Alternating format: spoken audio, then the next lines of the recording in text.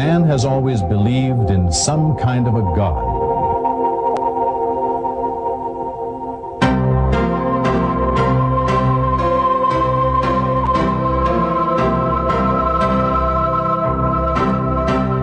This need to believe in a supernatural and omnipotent being led many to search for a God, start wars in the name of a God, even create a God if they had to. Hello, my name is Bill Buck.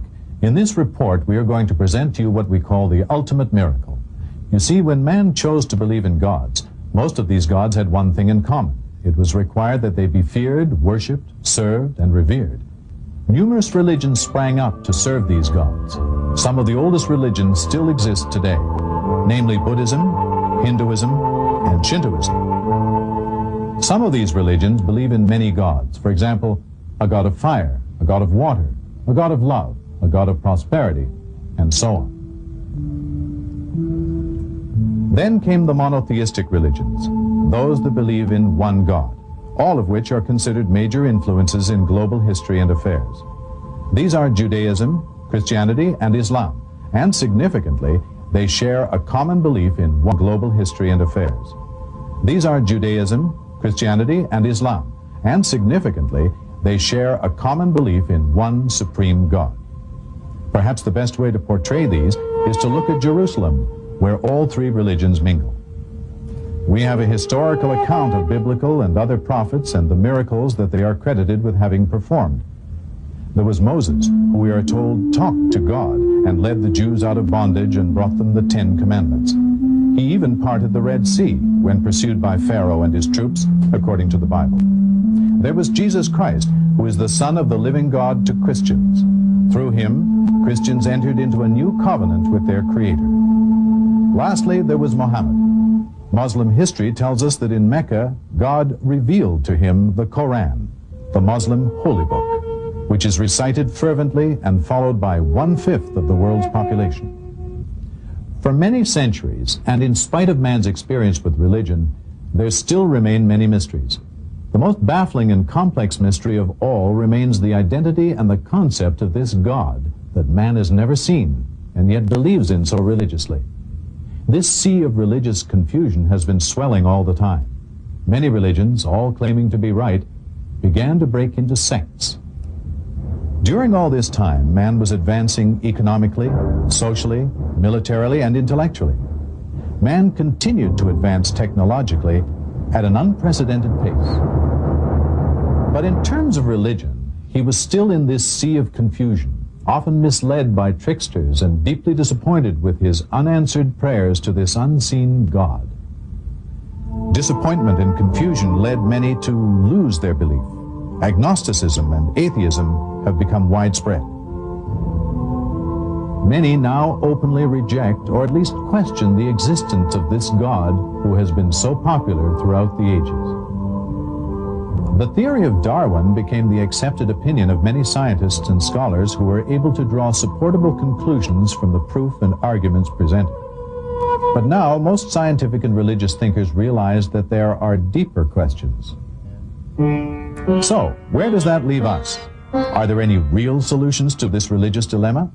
On the one hand, man cannot accept the illogical practices that religion dictates to him. Yet, by denying God, man still doesn't find the answers to some of his most burning questions, such as, who am I?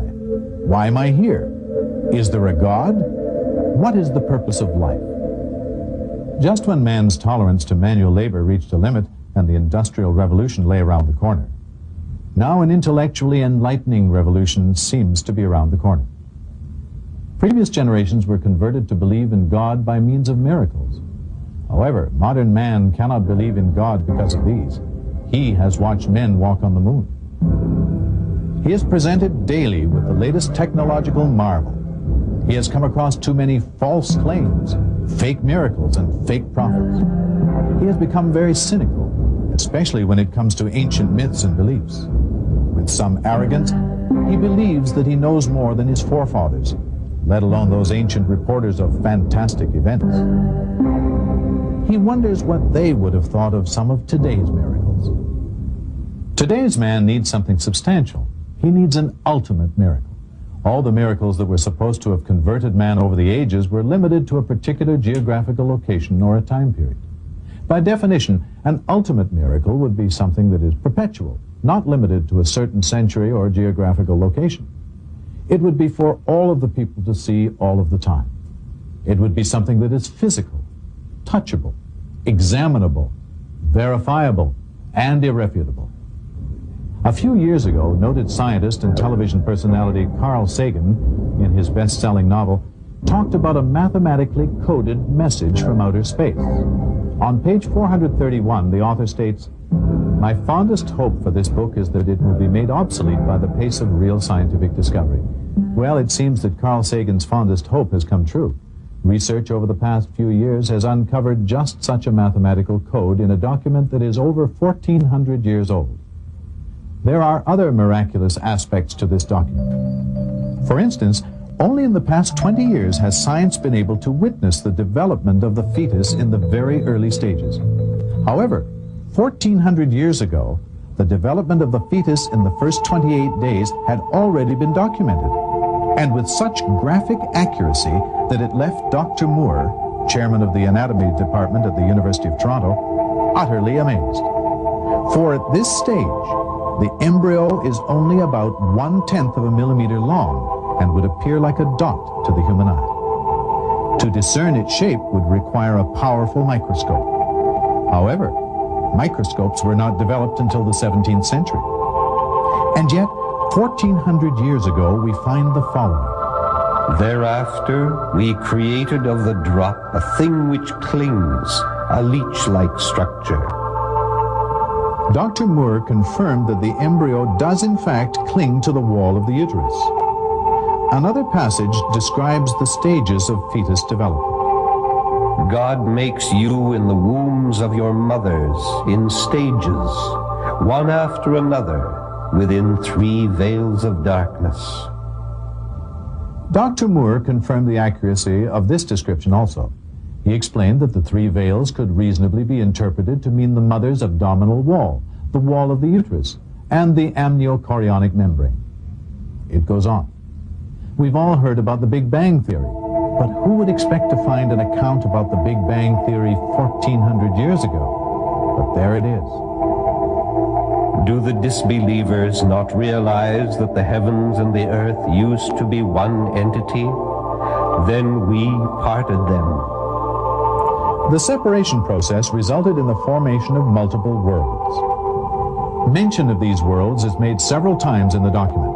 Also, it would seem that the modern discovery of bridges of matter, which are present outside organized astronomical systems, is referenced in the verse which reads, God is the one who created the heavens, the earth, and what is between them. Today we will only preserve your body to set you up as a sign for subsequent generations. Indeed, most people are heedless of our signs. Miraculously, it seems that the Egyptians were exclusively gifted with the science of mummification. In 1898, Loret discovered the mummified body of Ramses II at Thebes in the Valley of Kings, where it had lain untouched for 3,000 years. He had it transported to Cairo, where it may be seen to this day. The medical study of the mummy of Merneptah, pharaoh of the Exodus, has yielded further useful information on the possible cause of this pharaoh's death.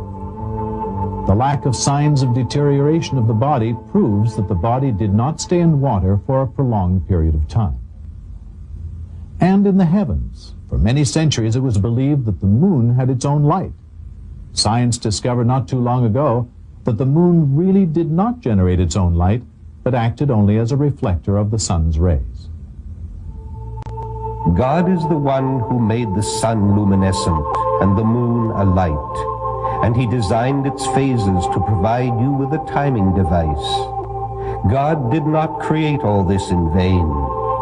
God is the one who created the night, the day, the sun, and the moon. Each one is traveling in an orbit with its own motion. Today, it is known how the celestial organization is balanced by the position of stars in a defined orbit, and how the interplay of gravitational forces is related to their mass and speed of movement. each with its own motion. Sir Francis Drake proved the earth to be round when he sailed around it in 1597. Are you more difficult to create than the heaven that he built? He raised its masses and perfected it. He made its night dark and its morning visible. Thereafter, he made the earth egg-shaped. That was written almost 1,000 years before Columbus. We know now that the Earth's atmosphere acts as a filter to prevent harmful radiations from reaching the surface. Short wavelengths like X-rays and ultraviolet rays are filtered out at high altitudes. Protection from these rays is vital to the existence of life on Earth. And we made the sky a protected ceiling. Then there is the affirmation of the modern idea that the origin of life is aquatic. And we made water a requisite for every living thing.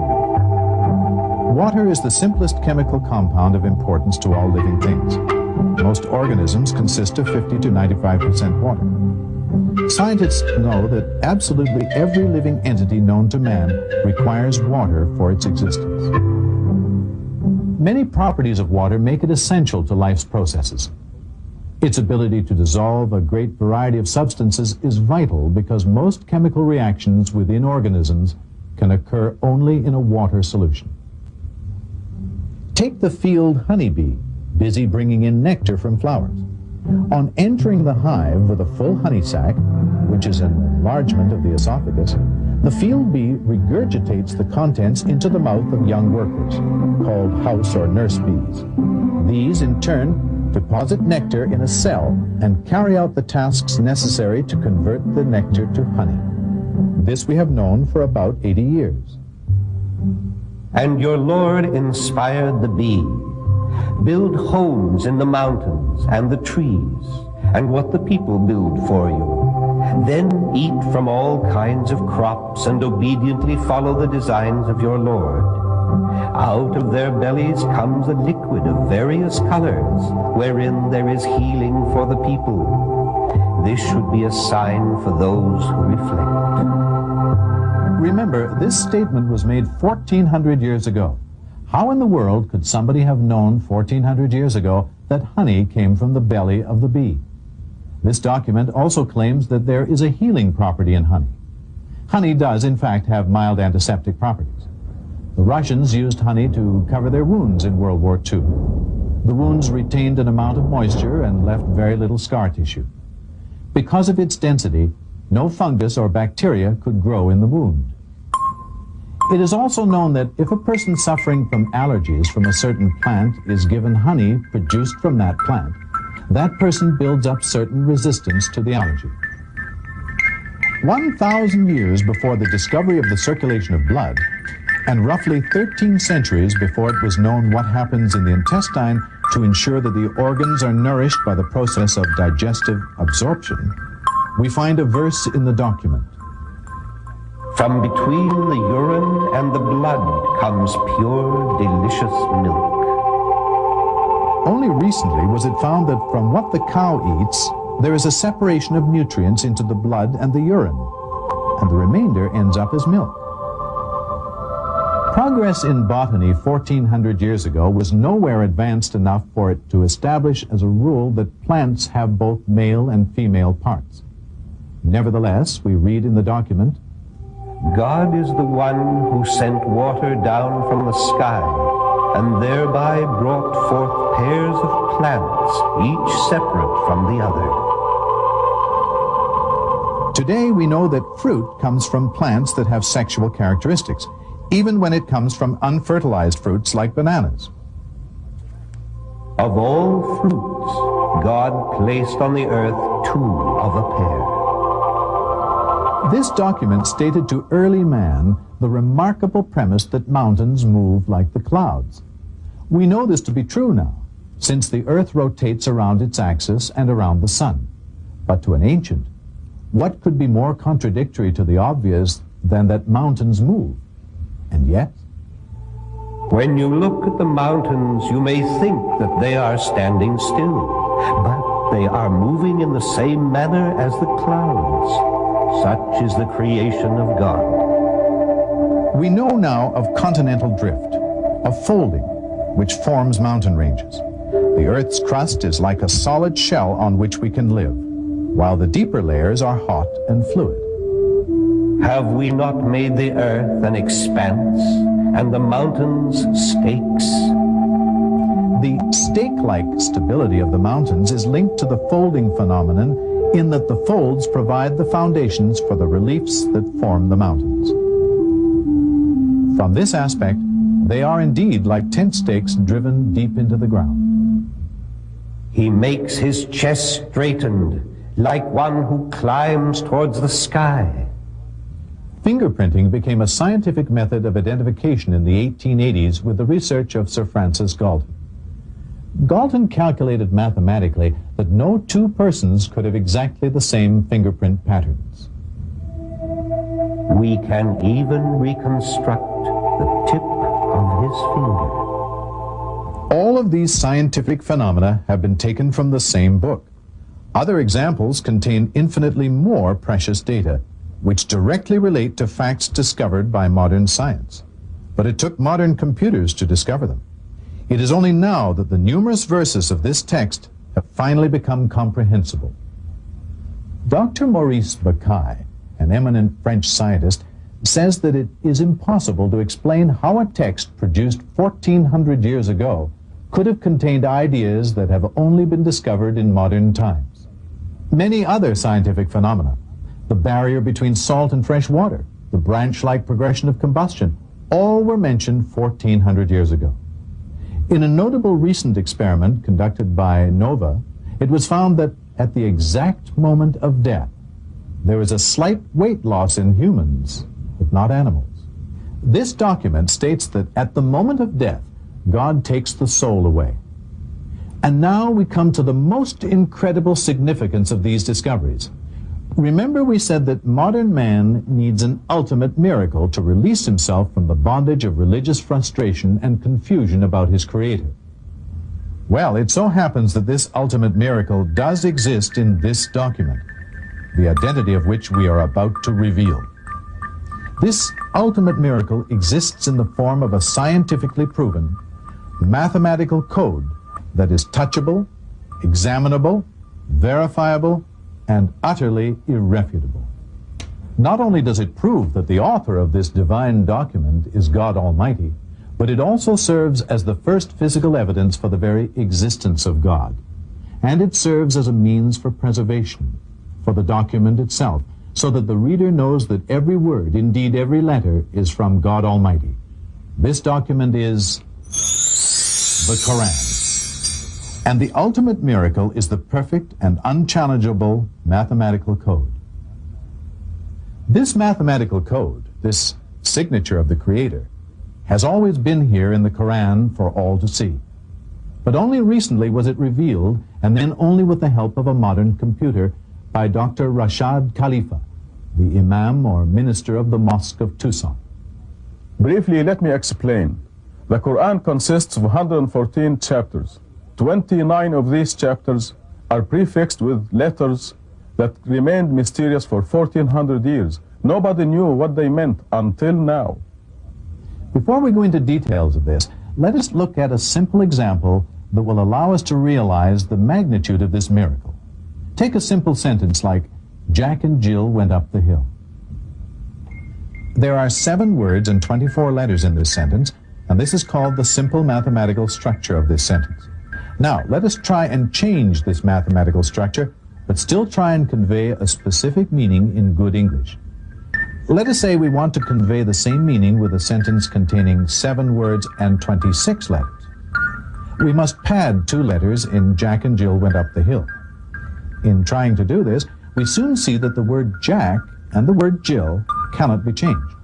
The word over cannot be substituted for up because it conveys a separate meaning. Similarly, the word the cannot be replaced by a because a hill refers to any hill. In other words, it becomes pretty difficult to change the mathematical structure of a simple sentence and still have an accurate and acceptable statement in English. Now, How about if we try and group sentences that convey specific meanings into a mathematical pattern, not only controlling the count of total letters, but also the count of specific letters within words? Suppose we want to take Jack and Jill went up the hill to fetch a pail of water, and change the total number of A's plus the total number of I's to 9 instead of 8. There are 7 words containing the letters A and I that make perfect English and cannot be changed. So we can only try and change the rest of the words, but this will again convey a different meaning to the sentence. It quickly becomes apparent that changing this structure to fit a pattern is almost impossible for just one sentence. Prepare for the shock. The document, the Quran, contains an exquisitely sophisticated control of letters across chapters, within chapters, in combination of letters between words, in total number of sentences, in total number of words, all interlocking with one another, rendering it impossible to duplicate, even with the most powerful computers. Yet, it remains very simple to understand. For example, 29 chapters, roughly 160,000 letters, are prefixed by mysterious letters. Chapter 50 starts with just Q. Chapter 2 has ALM. Chapter 19 has 5 letters as a prefix, KHYAS. Please note that we have chosen English equivalents of the Arabic letters for simplicity of illustration. It was found that the letter Q occurs in chapter 50 exactly 57 times, or 19 times 3. The A's, L's, and M's in chapter 2 occur a total of 9,899 times, and so on, without a single exception in all the initial chapters, with the occurrences in multiples of the number 19. At the same time that the A's, L's, and M's are controlled in 7 chapters that have ALM as a prefix, the A's and the L's are part of the Arabic word for God, the occurrence of which is also being controlled, as you will soon see. At once we realize that there is a deliberate, superhuman design that binds the book's chapters, verses, words, even letters. For if one letter was changed, deleted, or added, the whole system collapses. And the fact that this system was discovered 1,400 years after its creation proves that it has been perfectly preserved. The foundation of this mathematical code is the opening statement. In the name of God, most gracious, most merciful, and this contains exactly 38 alphabets, or 19 times 2. In the language of the Quran, Arabic, it contains exactly 19 alphabets and 4 words. These 4 words, namely name, God, most gracious, and most merciful, appear in the whole book 19, 2,698, 57, and 114 times, respectively. All these are multiples of 19. The total number of verses are 6,346. The total chapters are 114. Again, multiples of 19. We are beginning to see that this unique code must have been pretty difficult to construct. On it are 19. Indeed, by the moon, by the night as it passes, by the morning as it shines, this is one of the greatest miracles. Greatest miracle indeed. And now we realize that 19 is the Creator's signature on everything He created. For example, you and I have 209 bones in our bodies, 19 times 11. A full-term fetus remains in the mother's womb 266 days, 19 times 14. The sun, the moon, the earth line up in the same position every 19 years, and on and on and on. The viewer may wonder, why 19? Well, using our ancestral system of numerology, the Arabic and Hebrew word for 1 has a value of 19. And this is what the message of Quran is. 1. One God and one brotherhood of nations under God. The Quran was written under God's direction. One thing is clear. No human being could have written such a complicated and perfectly mathematically coded text. Not then, not now, even with the aid of computers. One of the most important functions of the Quran's mathematical code is that it proves and authenticates by physical evidence all the miracles of the previous prophets and messengers. Moses parted the Red Sea. Jesus revived the dead and healed the hopelessly blind and the leprous, and so on.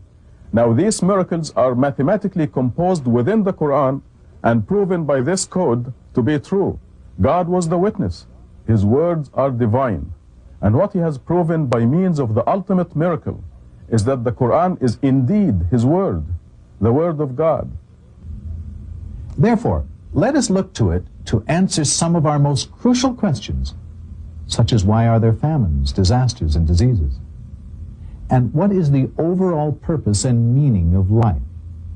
And what of peace, that elusive dream of the righteous, universal man?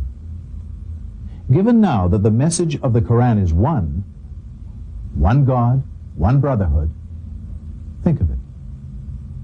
All the power and love in the universe in one supreme being, who has assured us that he not only exists, but communicates without question to those who believe and seek out the truth. His laws and commitment. Imagine what can be achieved by following his laws and direction.